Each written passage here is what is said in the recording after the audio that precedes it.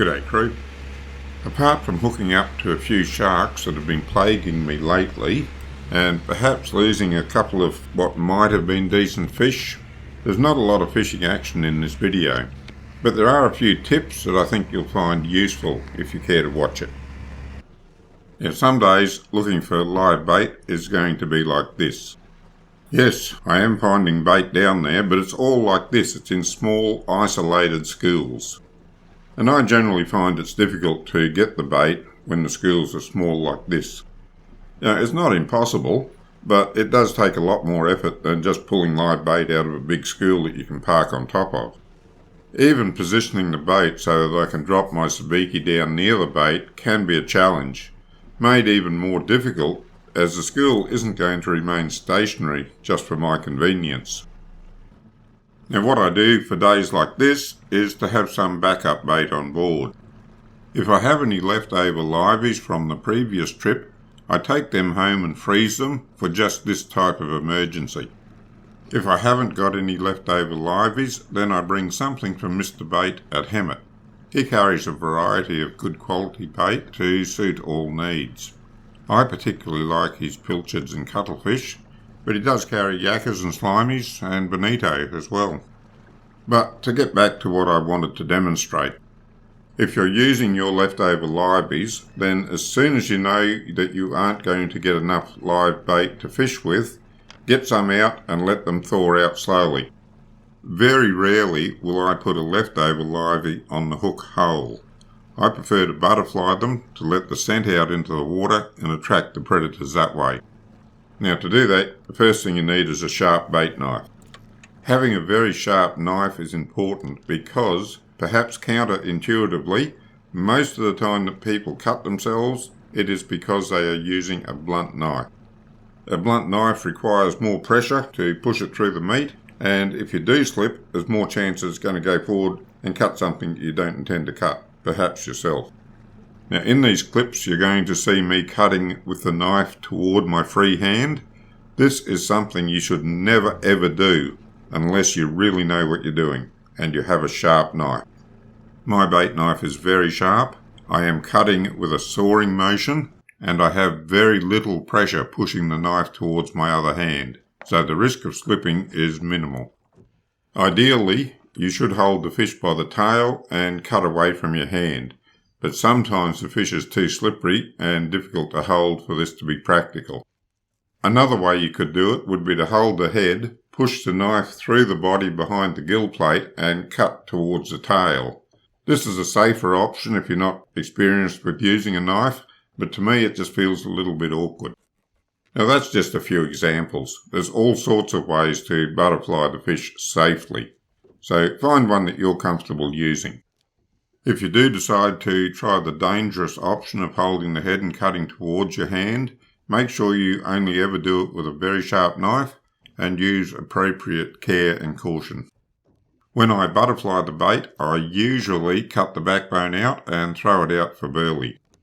But it still works if you just cut down one side and leave the backbone in there. It still lets all the scent out and attracts the predators just the same. One other thing about butterflying, I don't do it with pilchards. I find the flesh on them is too soft for it to be effective, and they're a very oily fish anyway, and that puts out a lot of smell. So there's really not much to gain. If I want to get some extra smell out of a pilchard from the gut cavity, I find it's better just to cut the pilchard in half, crossways, and bait the head and tail separately. And it can actually be interesting to have a 2-hook paternoster and put a pilchard tail on one hook and the head on the other hook. Let me know in the comments if you've done this and if you get more hits on one than the other. I generally use a snell rig on butterflied bait with the top hook through the nose and the bottom hook in under the skin and back out again, somewhere down near the bottom. Make sure you have enough slack in the line between the hooks so that the bait looks natural. If the bait's pulled out of shape by the line being stretched between the hooks, it's likely to spin in the current and you're therefore less likely to get a bite.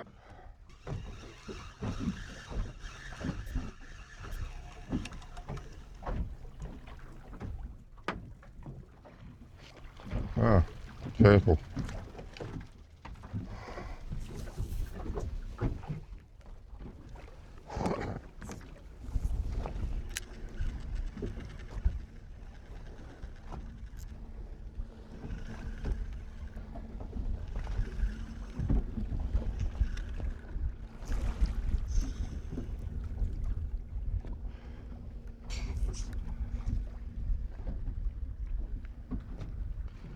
There you go.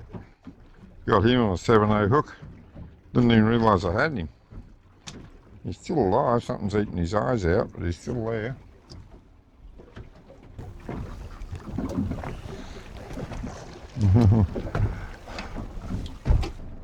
In this shot you can see the turtle that we just saw on the surface diving down to the bait on the bottom. Proof, if you needed it, that having turtles and dolphins around is almost as good as having a sounder. Not quite, but almost. And in this sonar shot there's a wreck on the bottom. Now I didn't find this wreck by myself, I was told about it, so I won't share its position, but I thought some of you would like to see what a wreck looks like on a sounder.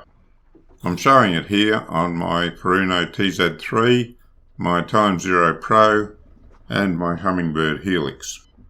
I have the Hummingbird Helix operating in the megahertz frequency while I'm in the bay, so it gives the clearest image, but all of them show that there is some sort of structure down there. In reality, the fact that there's some sort of structure down there is all you really need to know. What it is doesn't matter. The fish don't care if the structure is a wreck or a rock. It's all the same to them. What it means to you is that it's one more mark that you can go to check to see if there's any fish holding on it when you're out. If there isn't, move on to your next mark.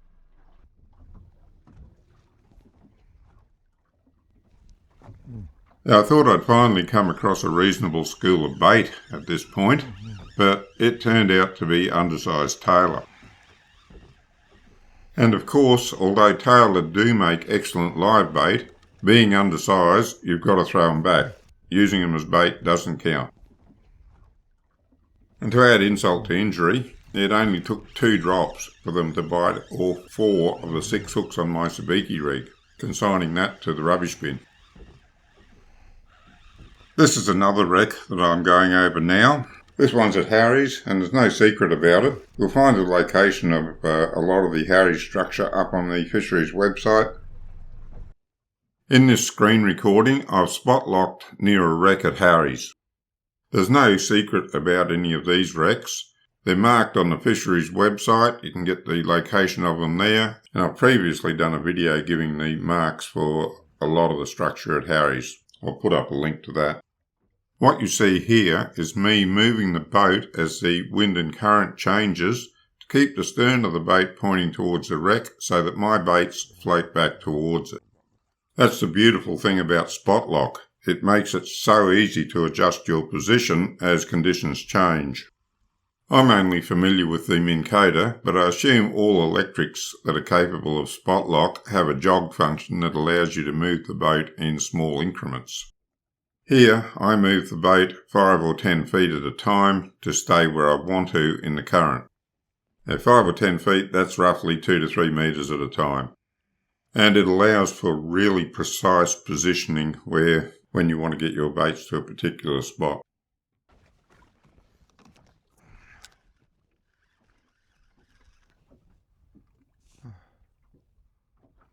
Missed him. Oh, he's come back.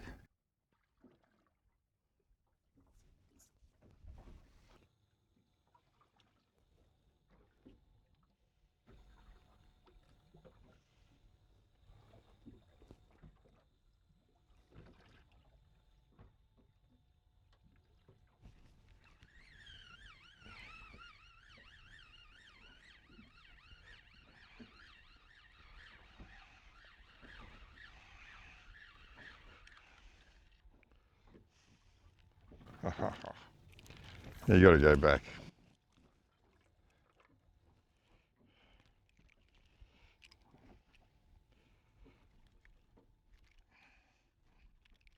Come on, get off there. Come on, how's you hooked? There we go. Now this friendly fellow came up to see if he could catch a bit of food. How you going, boy? Nice to see you. You want to come up and say hello? There you go, hello.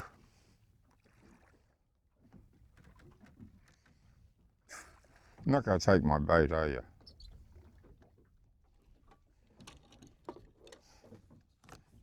Alright, come on, I'll give you something then. Yeah. Oh. Want this?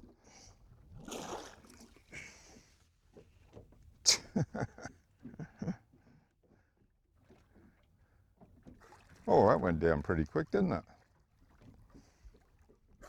I'm not sure if he was just looking for an easy meal or if he was having trouble getting a feed of his own because there wasn't much down there. That's all I got. Either way, I like to see them and have them come and visit. Yeah, that's all I've got.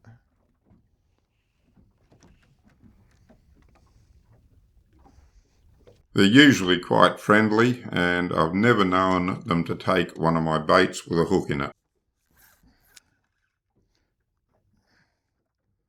I don't see them all that often when I'm by myself, but when my wife is with me, they like to come over and visit. Something about her voice seems to attract every animal and bird within earshot.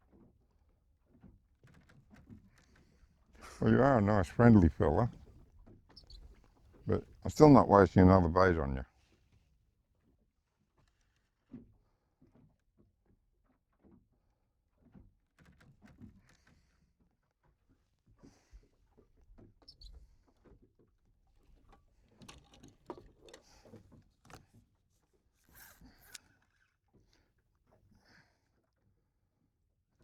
Oh.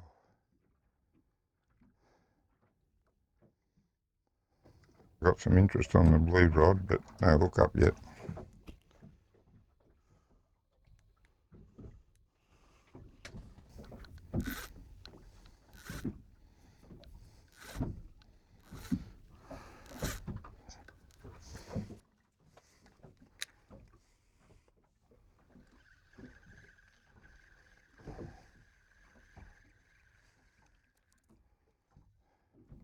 Oh, jeez.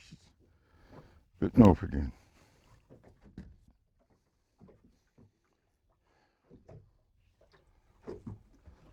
Ah, dear. And I finally came across a decent school of live bait. They say better late than never, but I'm not so sure about that on this occasion. I did take the opportunity to collect some, but I knew it was getting a bit late to do me any good. The wind was forecast to come up soon, and I wanted to be back at the ramp before it got too bad. And that left me with a limited amount of time to use the livies.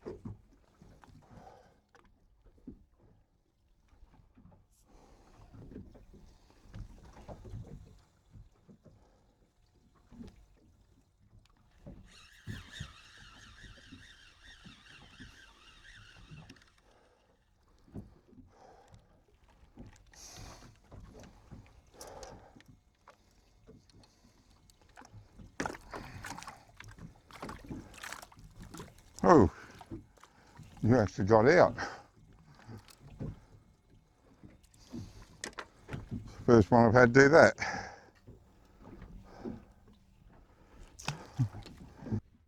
I got hit on one of the livies that I had out.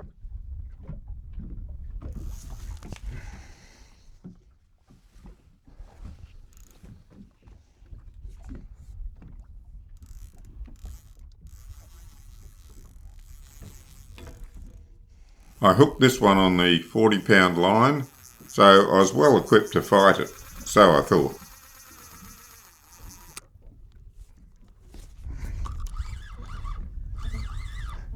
I was gaining line on it right from the get-go, so I was quietly confident that I could bring this into the bait.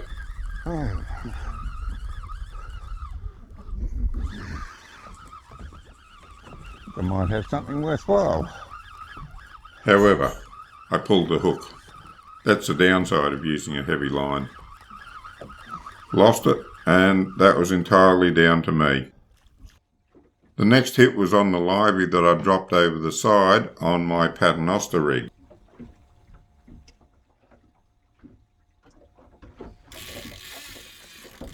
The bite was a little bit strange. Oh, this one. The fish didn't actually take it and run. The bite seemed to be a bit hesitant. I think it was hooked, but it didn't start to run much until I started to put pressure on the line.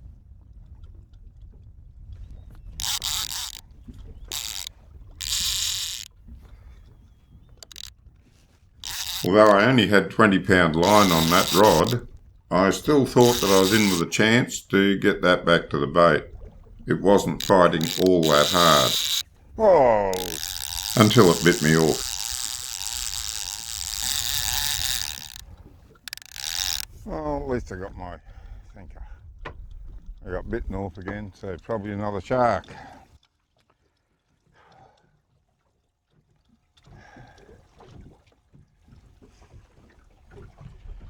Oh dear.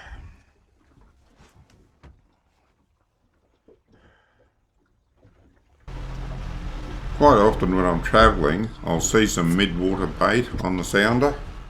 If I'm not in a hurry to get to my fishing spot to meet a particular time of day or time of tide that I want to fish, I might turn around and see if I can pick up a few livies out of this school if I haven't already got some. Having the 3D sounder makes it easier to find the school again once I turn around, but side scan would also help. Now the fact is these midwater schools are moving around, so once you turn the bait around you've got to find them again, and then generally you don't have much time over top of them to grab a few. Also sometimes I think these schools are just small fish because you can drop a sabiki down on top of them and not get anything.